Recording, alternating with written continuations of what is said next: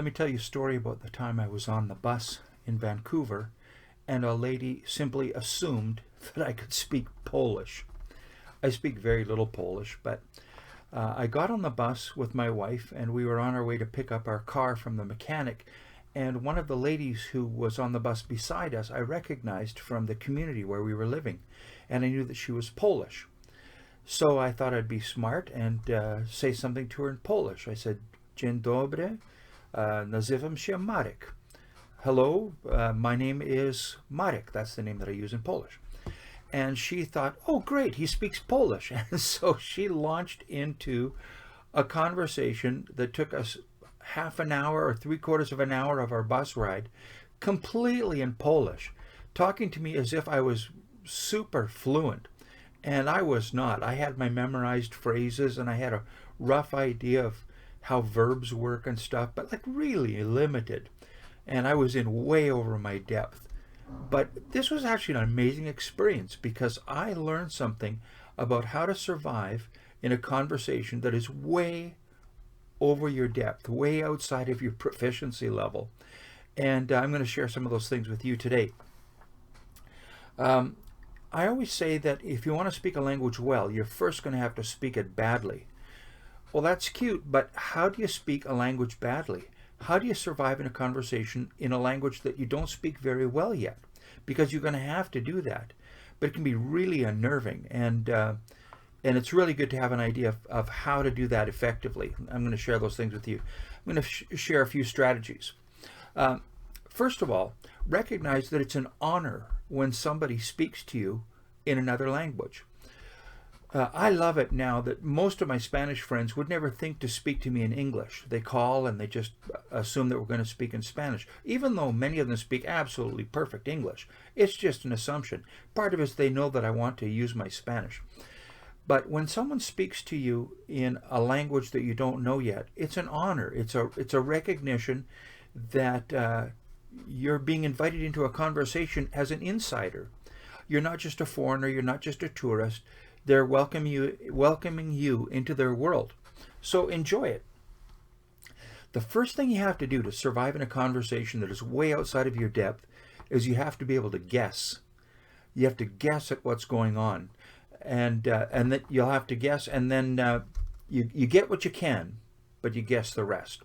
So you will hear, if it's a language that you have a little bit of knowledge in, you'll hear things that you know.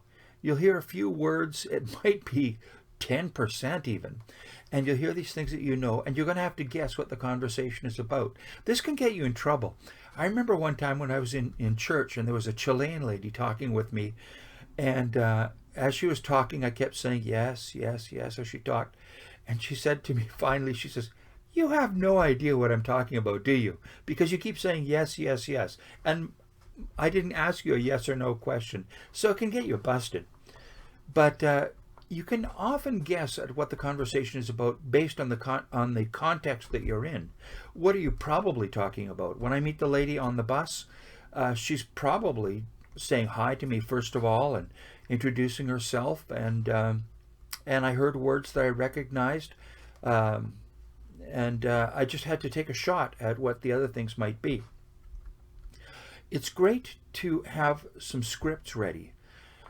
When you get into a conversation in the early stages of your language learning, you should have certain scripts that are ready. There are things that you're going to talk about every single time, and it doesn't matter if you're speaking in English or in Polish or in Spanish or whatever. You're going to talk about certain things all the time when you meet new people. So you should have certain scripts ready to be able to introduce yourself, to be able to ask the other person a little bit of personal information. Who are you from? Do you speak English? You should also have scripts that are ready for preparing for misunderstandings. To say, I only speak a little bit of your language. I have memorized certain phrases like, I would love to be able to speak French the way you speak English. Or I ask people, was it hard for you to learn English? And so I have these ready-made formulas that I use when I initiate conversations, especially at the beginning. It's really helpful.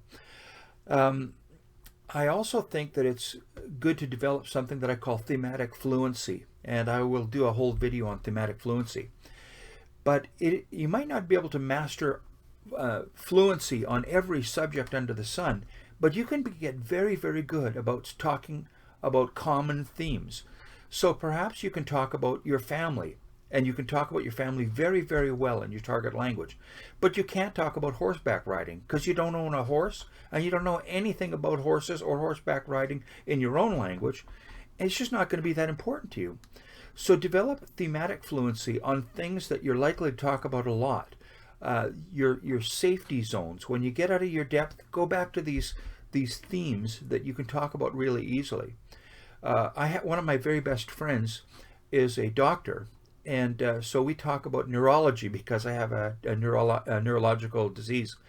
So I can talk about neurology in French, which makes for some very weird conversations. I don't think it would be helpful for me to walk up to somebody in French, get out of my depth and say, "Oh, excuse me, do you have any neurological problems?" So you want to have thematic fluency on topics that are going to make for interesting conversation with somebody that you're just meeting.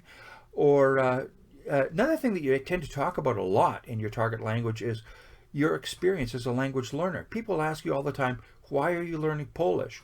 Is your family Polish? Do you find Polish difficult? What do you find most difficult about Polish?" And being able to ask questions that you know are going to come up in your early conversations. How do you say that in Polish? How do you say that in Polish? Am I pronouncing that right? Does that sound right?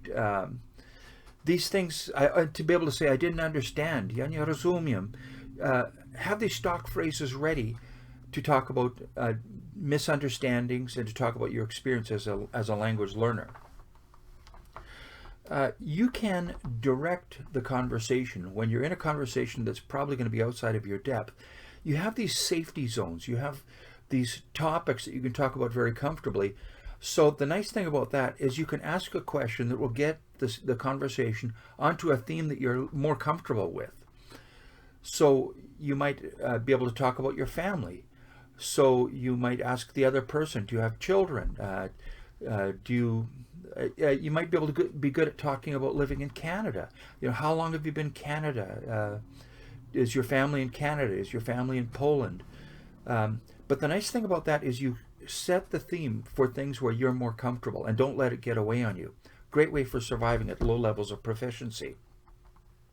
You can control the topics and direct them towards things that are your strengths. So to wrap it all up, expect conversations that are too advanced for you. That is absolutely going to happen, especially at the beginning, but it's going to happen for a long time. And you have to be able to navigate those conversations. Be prepared. Have standard scripts that are ready, things that you know you're going to say, even memorized phrases and words. I remember the late Moses McCormack. What a great guy, and we're all so sad to hear of his passing.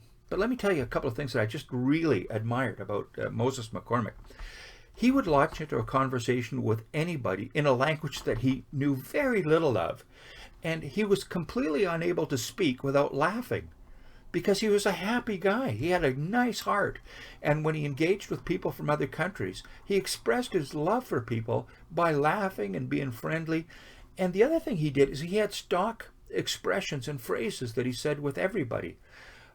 He could talk about, I love learning languages. He used to say, languages are my narcotic. He would say that in lots of different languages.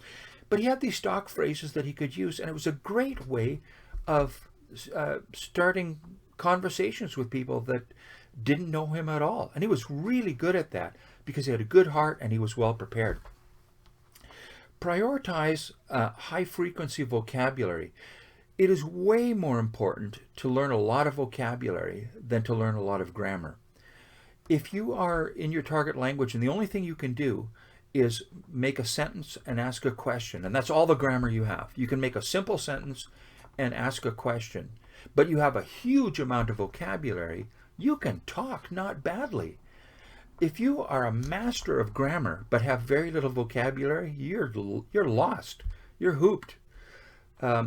So if you look at grammar books, they are usually fairly small. I've got a great book called Essential Structures what's it called? Essential Structures in Russian Grammar. It's a really small book, and it covers all of the grammar of the Russian language in this small book. But to make a book of all the vocabulary that you're going to want to learn one day, that is a big book. That involves a lot of words. You need lots and lots of words. My target in all of my target languages is 10,000 words. And some of them I'm there, and others I'm not. But that's a lot of vocabulary.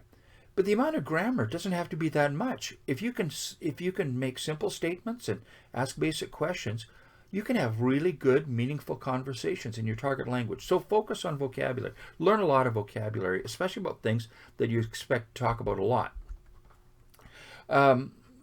Be brave. You are going to have to find some courage to launch into conversations that are beyond your proficiency level. And just assume that it's going to be a little awkward, a little uncomfortable, but be tough, be courageous, do it. So the Polish lady on the bus just talked to me as if I was a Polish guy.